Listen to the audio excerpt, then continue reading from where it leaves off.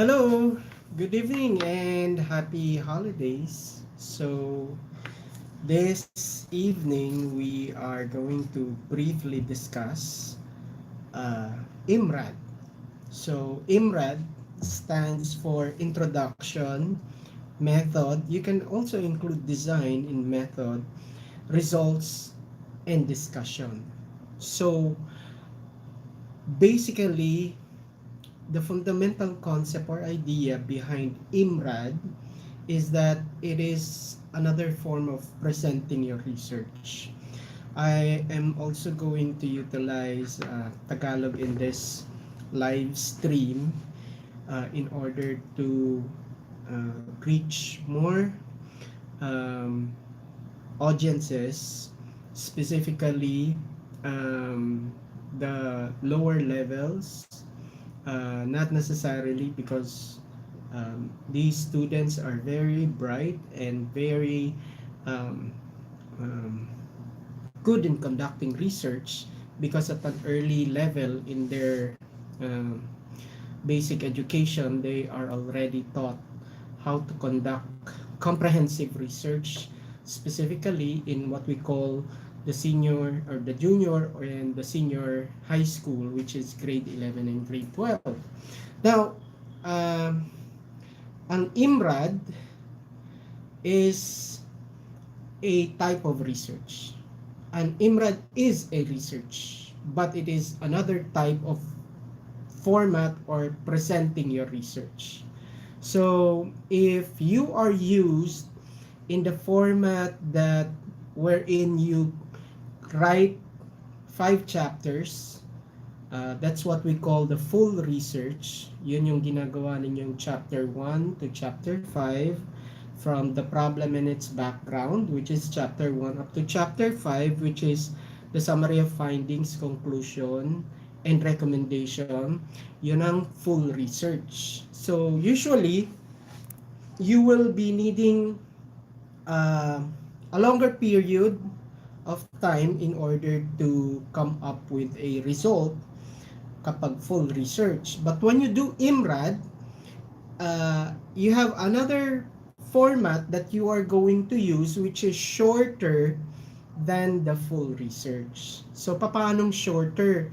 It will only take you about less than 15 pages for you to be able to come up with the IMRAD format. So, why is this so? Bakit napakaiksi ng uh, number of papers or outcome uh, sa printout ng IMRAD? Because the purpose of IMRAD is for publications and for journals for as research articles.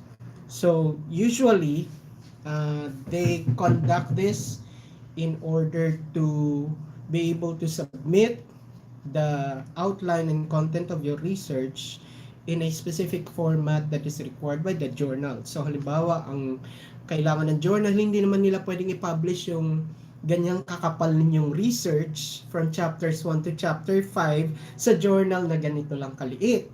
That's why they require a shorter version of your full research, which is IMRAD. Again, the meaning of IMRAD: I is introduction, M is method and design, R is results, and D is for discussions.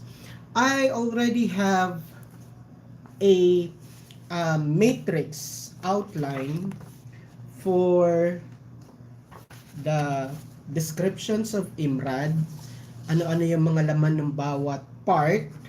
I am going to go through the outline of IMRAD. When I teach research, and even when I advise students on the research writing, I always ask them, what is the outline of your research? Because for every university, bawat school, bawat university, whether it's in K-12, high school, tertiary, every university has their own outline.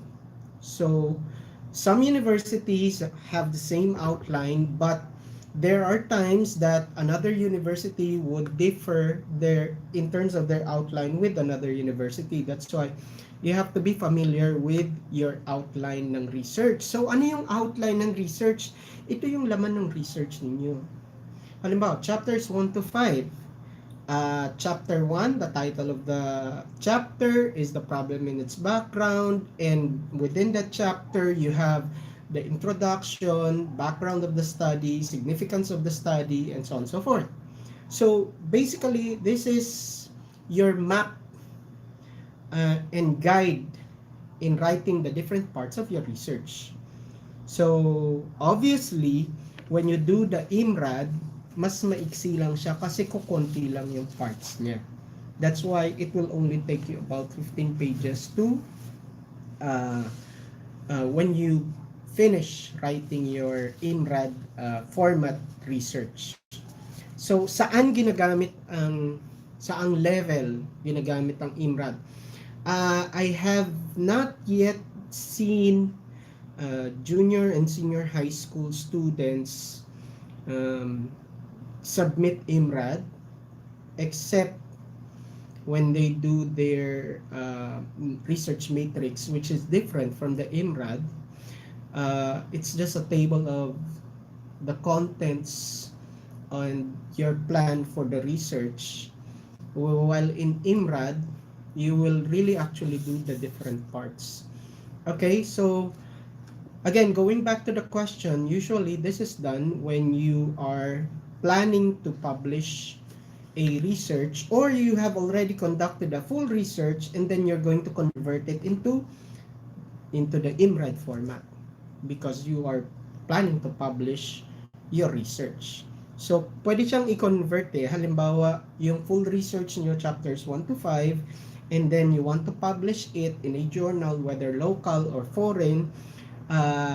Hindi pwedeng i-submit ninyo yung soft copy of the whole manuscript from chapters 1 to chapter 5 na aabot ng 100 pages, 200 pages, 300 pages. So they will only require you to submit the outline, which is in the IMRaD format. Okay? So the outline of IMRaD are the following.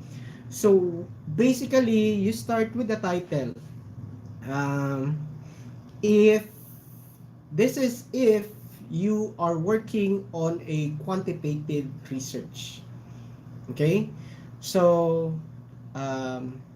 again, I'm going to go through the outline, and then for the content, I think I need to create a separate video for that. So, the outline of the IMRaD format are the following. You have the title, the abstract. The abstract is done only if you are finished with the research. So the abstract is the summary of the findings of your research. So it's like a teaser of your research when you present when you get a research from the library that has already been defended. The first thing that you're going to see basically in the preliminaries doon sa bandang unahan ng research is the abstract. So it includes the yun nga yung findings, ano yung nakita doon sa research.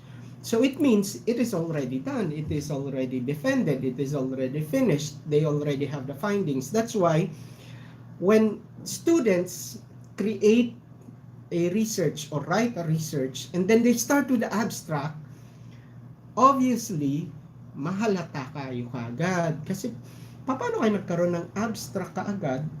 Wala pang chapter 1, nauna pa yung abstract. Hindi nyo pa nga na-conduct yung study. So, the abstract is not the acknowledgement, the preliminaries of your study. It is the summary of findings of your study. Which is not chapter 5. Chapter 5, the title of chapter 5 is summary findings, conclusion, and recommendation. The abstract contains everything, summarized everything from your research. Okay? So again, the outline starts with the title, and then the abstract, and then the introduction, and then method and design, and then the results, and then the discussion. Then after that, you will also include references and then the appendices of your um, uh, documents that you used in your research, like list of tables, letters, and so on and so forth. And then after that, the last part of your IMRAD would be your resume or your curriculum vitae or the CV. So that's why I created this video, to give you an overview of what an IMRAD is, the purpose of the IMRAD, where you can use IMRAD, and basically imagine how it looks like as compared to the full research. Again, IMRAD is a publishable format as compared to your full research, which is the full chapters 1 to 5. This format would not be accepted for publishing. That's why they require you to convert it to IMRAD format. Again, now, on this part, if you want a copy of this matrix summarizing the contents of IMRAD, I would gladly send you, but you have to click subscribe to Doc Ed Padama. That's the YouTube channel that you are watching right now, and then click the notification button. And then after that, below this video, you can message and uh, how do we do this? Maybe you can ask for a copy, and then I'll because of the Privacy Act, I cannot ask you to send me your email or your FB account. But you can message me directly to my FB account, which is the same. I have the same name in my FB account, and then you can request for a copy of the IMRAD format for free.